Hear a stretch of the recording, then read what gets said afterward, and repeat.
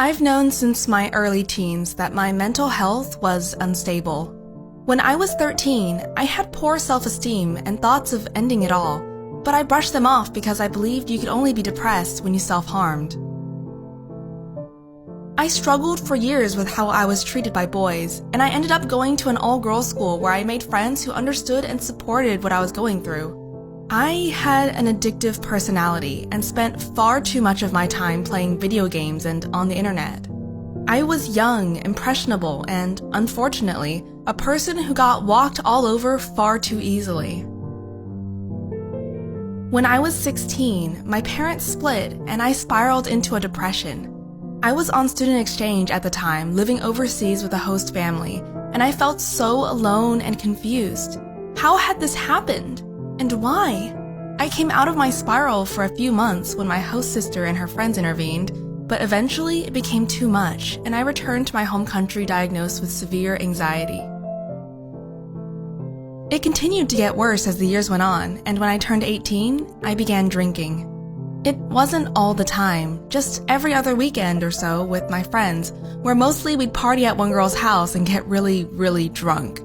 I don't remember a lot of those times, but I remember loving spending time with my friends. Things began to fizzle out between me and my friends when I met and began dating my third boyfriend, who turned out to be abusive. He isolated me, made me think I was crazy, gaslit me, accused me of cheating to hide the fact that he was cheating, called me stupid, saying I could only rely on him even though he made no effort to find a job or a house. He actively cheated on me with 3 different girls ever since we got together, and I had completely given up on life by the time he ended things.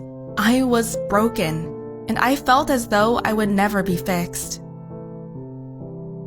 Luckily, I was able to move back in with my mother and sister. My family, including my brother and my dad, had always been supportive, but I felt so alone and angry and depressed all the time. I began seeing a psychiatrist and found a game series I still love to this day that helped me get through the post-breakup depression, but unfortunately, it didn't get better.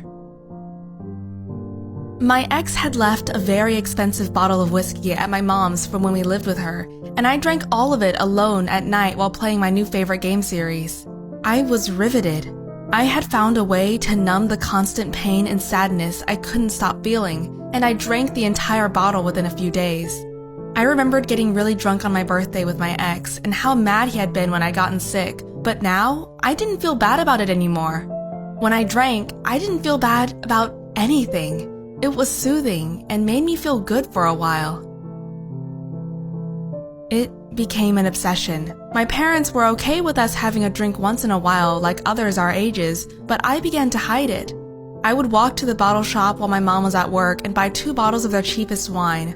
I was very thin, so it didn't take long to get drunk. And it continued. I somehow managed to hide it from my family until I moved back to where my brother and dad lived, and I left all my empty alcohol bottles in my room. This was when my family began to become concerned with my drinking.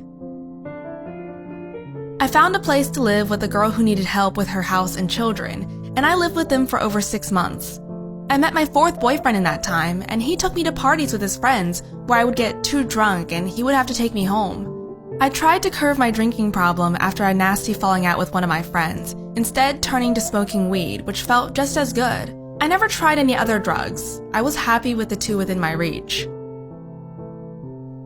Devastation hit my life. My beloved cat, who I'd had for over a year and moved everywhere with me, grew sick and died within 24 hours.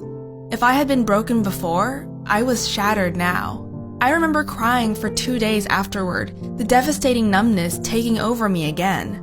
Mom sent my sister's cats to live with me, and my roommate got me a kitten for my birthday, but nothing filled the void my small ginger fur baby had left behind. It was then I began drinking heavily again. It was easy to. My roommate didn't notice at first, and I didn't spend every night with my boyfriend.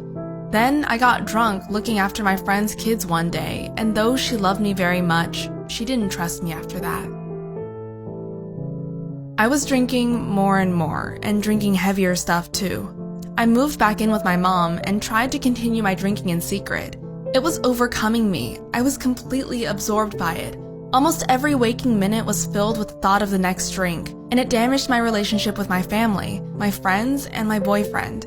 Eventually, I broke it off with him after he confessed to no longer being happy, and my drinking continued. I never remembered anything I did when I drank. Sometimes I would wake up in strange guys' houses confused as to how I got there and why I had slept with them.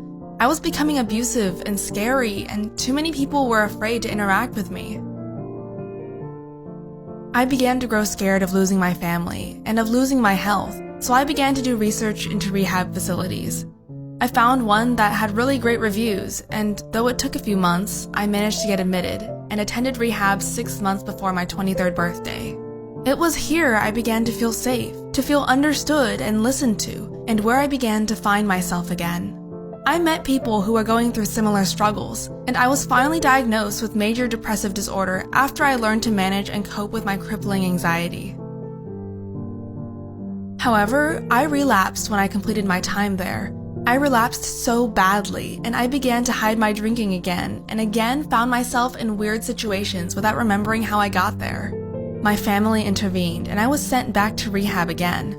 I went to a different one. They ran things differently. There were different people, and I began to spiral again. I rejected all the help being offered to me, and I began craving drinking really badly. It got so bad that I snuck 2 bottles of vodka in and managed to drink one before the supervisor caught on and breathalyzed me. I had to be sent home, but instead I went to my friend's place where I stayed and continued to drink until I was able to be admitted again. Upon writing this, it's the day before I am to be readmitted again. I rejected help for so long due to negativity in relationships and with friends and issues at school throughout my childhood.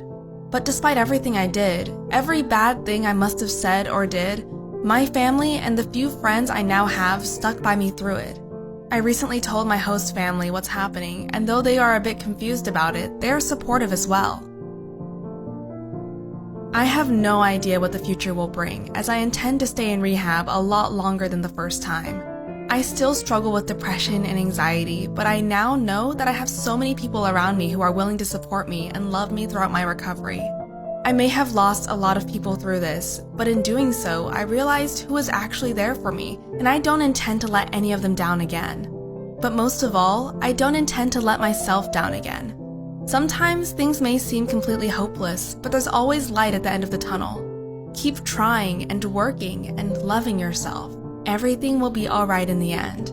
If it is not alright, then it is not yet the end.